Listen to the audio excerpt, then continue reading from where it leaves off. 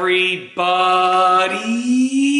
I'm here today to tell you that I bought a Gameboy Advance SP that you see right here when it's 20 years old, and here's why. So that's right, this video topic will be about me basically telling you my story about why I bought a Gameboy Advance SP when it's 20 years old. It's already 20 years old, and here are the reasons why. Here's why I did it, okay? So I got some notes over here. I'm gonna put them on the ground. I might have to retrieve them, but I should be okay.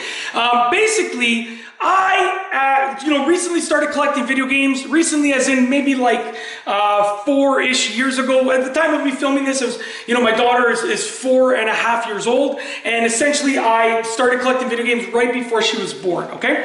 I was a big video gamer as a kid, a big gamer as a kid. I sold them all as I grew up, and I went to college, university, got a job, started many online businesses, got married, had kids, blah, blah, blah. I'd sold them all a long time before that because, life got too busy. And now, I was at the stage about 4.5 years ago when I started collecting again. So I went and I got a Nintendo 3DS, a new Nintendo 3DS XL, and then I also ended up collecting an N64, a Dreamcast, an NES, Game Boy Advance SP, a Nintendo Switch. I got a huge Switch collection, blah, blah, blah. So why did I get this? I bought this in, I think it was 2022 or 2023, around there, around that time, and it was already basically 20 years old. Why did I buy this? Well, essentially, I had a Game Boy Advance growing up, not an SP, but a Game Boy Advance. I had the wide, regular Game Boy Advance, and it was like that clear indigo kind of color, that clear purple, see-through purple kind of color.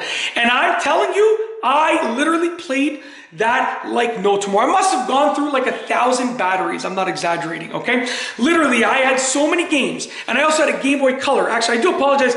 My Game Boy Advance, I think, was the clear, frosted clear. I think it's called Glacier color. My Game Boy Color was the clear purple. So my Game Boy Color was the clear purple. My Game Boy Advance was like the clear frosted kind of look.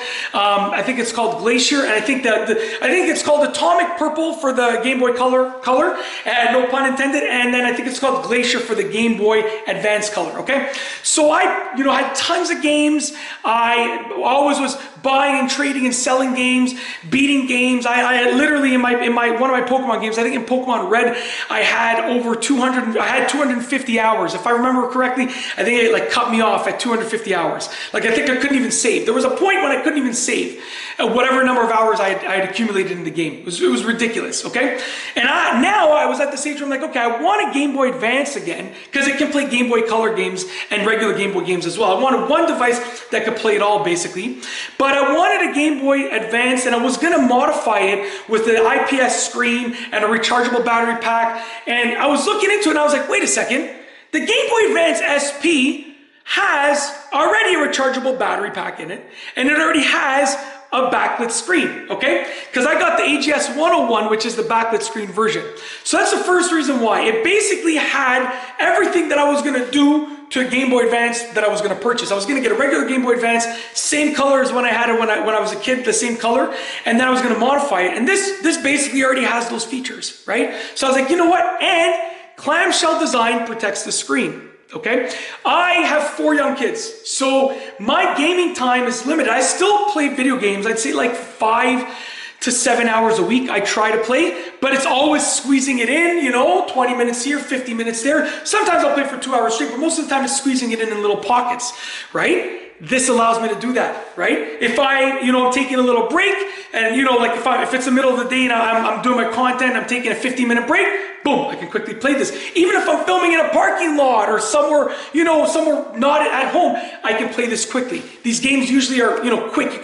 Most of the games on Game Boy, you can pick them up, play them for 50 minutes, save it, and put them down. They don't require a big time commitment, so it works really well with my lifestyle. Okay. Also, I spotted a ridiculous deal. It was a good deal, and it turned out to be a ridiculous deal. I got the Game Boy Advance SP AGS 101 mint condition, baby, mint condition. Look at that. The screen, I don't clean it, but like my fingerprints are all on there. I let my kids play with it sometimes and stuff like that, so their fingerprints too, but mint condition. Look at this. Look at the back of this, mint condition, okay? So I got this, And I got, I think it was 5 games, but really 4 of the games were okay, you know, like pretty good. Like I think it was Super Mario Advance 2, Yoshi's Island. You know, it's the one with Yoshi's Island in it. I got Namco Museum. I got The Land Before Time. But most importantly, I got Pokemon Fire Red. The Pokemon Fire Red in itself, at the time of me filming this, I live in Canada, so these are Canadian dollars. The Pokemon Fire Red at the time of me filming this is worth, I think, 130 bucks loose, right? It's mint condition, authentic, everything's good about it. So literally, and I think I paid like 200 bucks for this, for the whole set. I think it was 200. I think he wanted 220, and then I asked him for 200, he said, sure.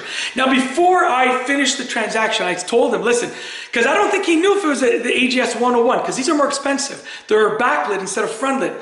I said to the guy, I said, I just want to let you know, you're selling like a Gameboy Advance SP that is like a higher end version of it. It's not your regular SP. And he said, honestly, I don't really care. And I said, listen, I'm just, you know, want to make sure, like, because I don't want him to end up with regret, you know, and I don't want to feel bad as a buyer. So I was like, maybe, you know, if you wanted an extra 10 or 20 bucks, I would have tossed it to him. But he said, no, it's fine. Just take it. I'm good with it. No problem. I said, okay, as long as I offered it to him. So essentially, that's why I bought this when it's 20 years old, honestly. Like, I basically, I don't even play it often because I have a big Switch game collection. I want to beat all of my Switch games first. Then I want to move on to the Game Boy games, then N64, and then I have only a couple of Sega Genesis and NES games. But like N64 games, I think I'm already at over 40 games. And my Switch collection, I think, is almost 60 games. And I beat most of my Switch games. So I haven't really had a chance, like, I'll buy games. I think I have like 25, 30 Game Boy and Game Boy Advance games already. So, like, I got a lot to play, and I'm gonna tell you the truth, I have a very busy life, so I basically call this like my retirement party, because essentially I'm just collecting them, buying the games when I see good deals on them. I'm collecting them, I like displaying them. I got a big display unit. I think my total number of games is like 160-ish, almost 160, you know, and I think I have 9 consoles because I also have my PS3. Like, I never sold my PS3. It just collected dust essentially, because I got it when I was already an adult. I think I bought 4 games for it, played it for a bit, and it just, you know, it was essentially my DVD player for many years.